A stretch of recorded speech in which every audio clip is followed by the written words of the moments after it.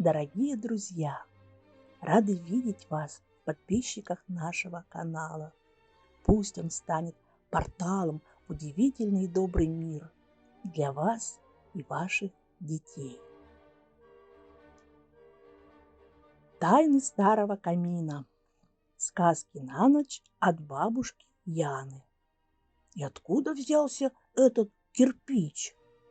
История, в которой старый камин выходит из себя, а Иоанна находит секретный план дома. Сегодня Иоанна задержалась в гостях у любимой Яя.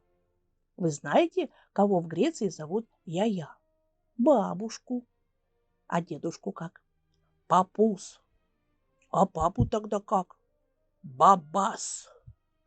Мама в Афинах, как и в Париже, звучит всем понятно. Мама.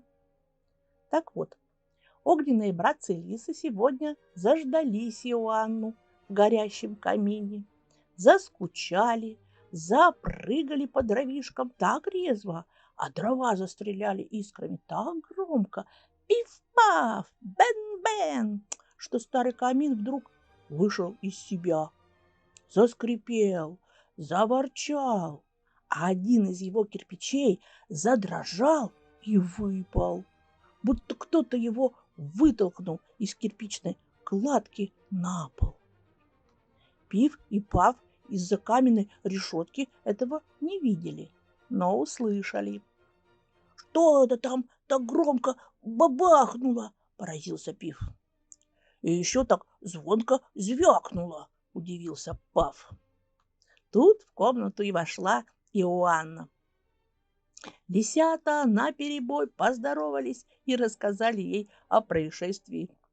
Девочка пригляделась и увидела на полу у камина выпавший кирпич, а рядом с ним старинный ключ.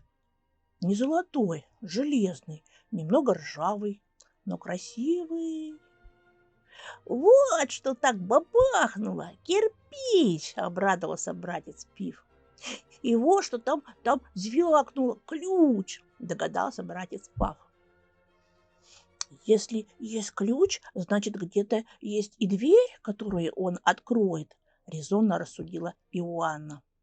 «Ты знаешь, где она, эта дверь?» – спросили девочку братцы-лисы. «Откуда?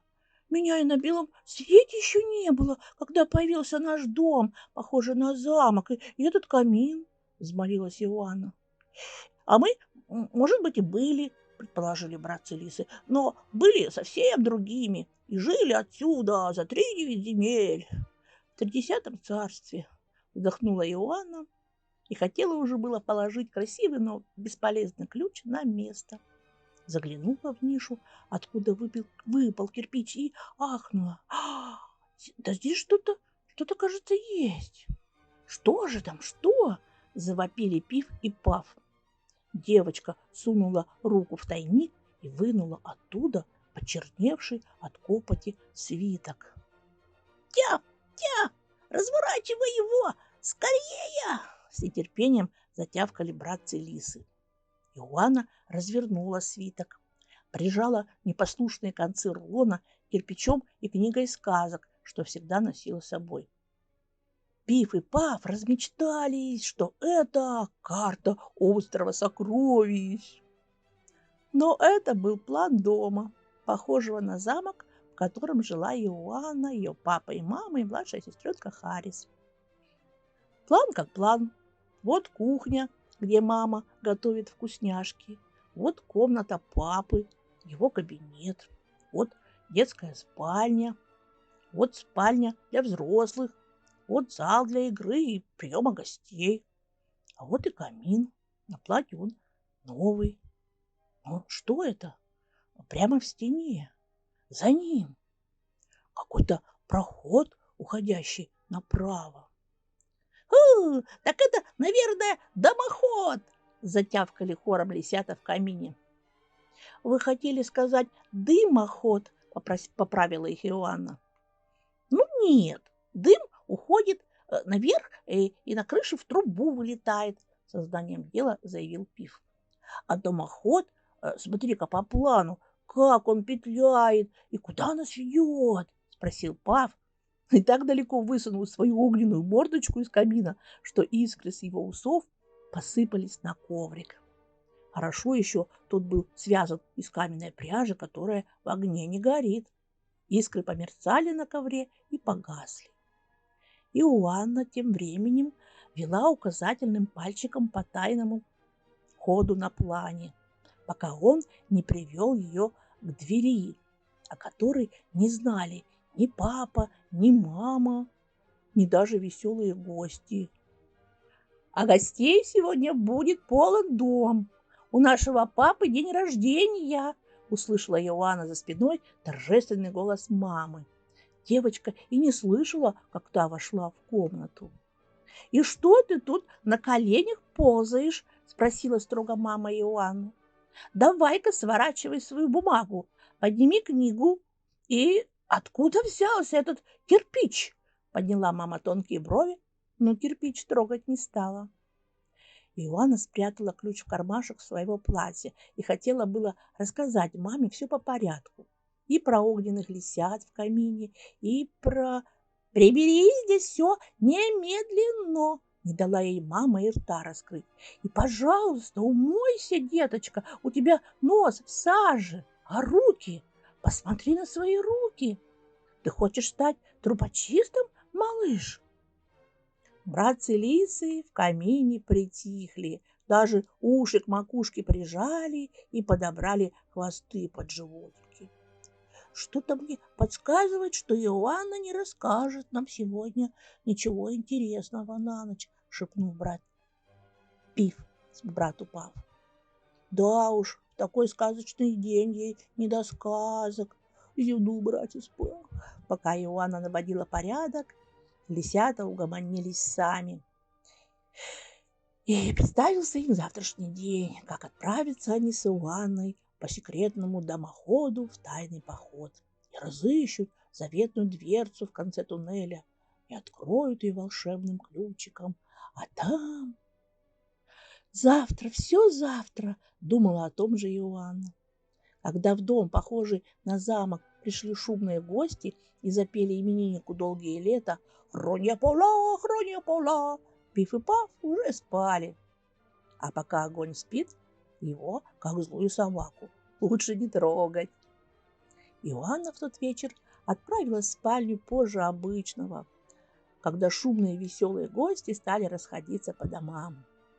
Папа и мама чмокнули сестренок попеременно в левую и правую щеку. Иоанна взяла Хари за руку и увела в детскую.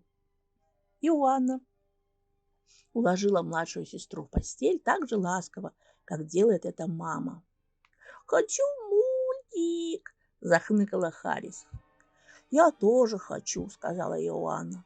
«Но пока папа с мамой провожают гостей, я спою тебе колыбельную».